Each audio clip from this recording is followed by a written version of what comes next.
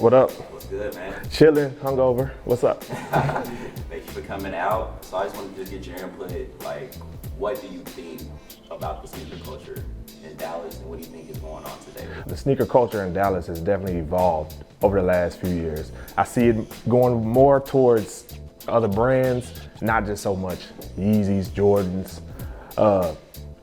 I don't know if it has an effect because a lot of people are moving here from other cities. So you have a lot of different cultures from other cities coming into Dallas, making it sort of like a melting pot. But I'm loving the direction it's going in, definitely. What influenced your passion and love for sneakers? Mainly growing up in like the 90s, most of your sneakers were geared towards basketball players. So my love came from just loving basketball. My heroes were NBA players. Knowing that they had the dopest shoes, automatically I gravitated towards liking the sneakers that they had on. So being that I couldn't really afford a lot of shoes growing up, we were kind of poor. As soon as I got out of college and got a job, it was a wrap. It was a wrap. What would you say is the most underrated kick of all time? The underrated? Most underrated pair of sneakers of all time. Of all time. Woo. Throw it on you real quick. Definitely have to be a Reebok brand sneaker.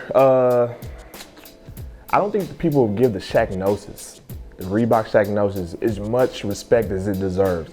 I don't think people, when you see Shaq, you don't really think of sneakers, because I mean, he had his own brand and a couple of his shoes were in Payless, but that Reebok Shaq Gnosis is definitely was a trendsetter back in the 90s.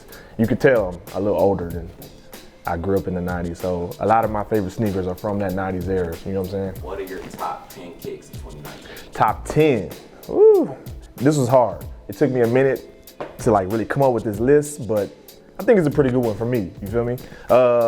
My number one sneaker, of course, I'm gonna go ahead and get the hype beat stuff out the way, let's be real. The number one sneaker for me was the Travis Scott Air Jordan 1. I mean, it's kind of self-explanatory. It's a Jordan 1 with probably the hottest rap artist out right now. That sneaker is something I don't have, but it is in my top 10. My number 2 would be the Travis Scott Air Jordan 6, mainly because I love 6s, and again, Travis Scott Air Jordan is kind of self-explanatory. My number 3 is the Sacai Waffle, the original colorway, the blue one. I like the other colorways that came out, but that first blue colorway with like, I think it had yellow and red on it, bruh, fire. Again, another sneaker I do not have. But I will get these sneakers. When I hit the lotto, I'm buying all this shit up. You feel me? Let's see. I'm gonna go off another Jordan 1 that I don't think gets the respect it deserves that came out this year is the Obsidian Jordan 1, like the dark blue North Carolina colorway. I feel like a lot of people aren't giving that sneaker the respect it deserves. Definitely not. Jordan 1, LA to Chicago's. That's one of my top 10 because just the fact that you could just basically turn that sneaker from one shoe to another one, especially with it being the LA colorway and then going to the Chicago 1 colorway, just straight up fire, you feel me? Now I do like a lot of runners. Runners are one of I love runner sneakers. A couple of years ago, runners were straight up, I think, running the game, you feel me? No pun intended. And I feel like New Balance is definitely bringing runners back. So another sneaker that's in my top 10 is the New Balance and Aimé 99V2. Bruh, fire, fire. New Balance, I feel like going into 2020 is gonna take over. It's gonna blow up for real, for real. Another New Balance I have on my list is the New Balance and Bodega No Bad Days 997VS. I saw that sneaker in person and that is definitely on my gotta get list for 2020. That was one of the most fire sneakers in 2019 if you ask me. Going back, I kind of grew up in the Air Force One era, so I had to go with the Clyde Air Force One that came out about a month ago, the blue one. Just the fact that it had materials underneath that you could get to by like, I guess using a sandpaper remover or something like that. That's just a dope concept.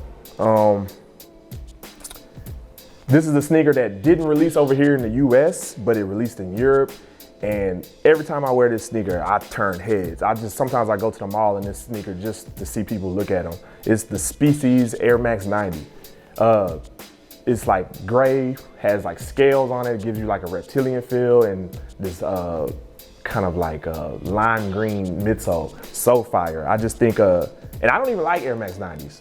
That was the first Air Max 90 I've ever bought, period. And I was like, yo, I think I might get into Air Max 90s because of this shoe. And my last top 10 sneaker of the year is a sneaker I have on right now. Might as well go ahead and pull it off. This sneaker is so fire. This is the Soulland and Nike Blazer, the Friday Blazer. It came out about a month ago, only released in Europe. So you don't really see a lot of people over here in the US with this sneaker. I feel like if this sneaker would have released in the US and it would have got more pub over here, a lot of people would be talking about this shoe. But yeah, I got it, so you know what I'm saying? That is my top 10. That is my top 10 sneakers of 2019. I feel like a lot of sneakers came out this year, so it's really kind of hard to say what is the top 10. Each person is probably gonna have their different top 10, I'm pretty sure of it, but 2019 was definitely a good year for the culture, you feel me?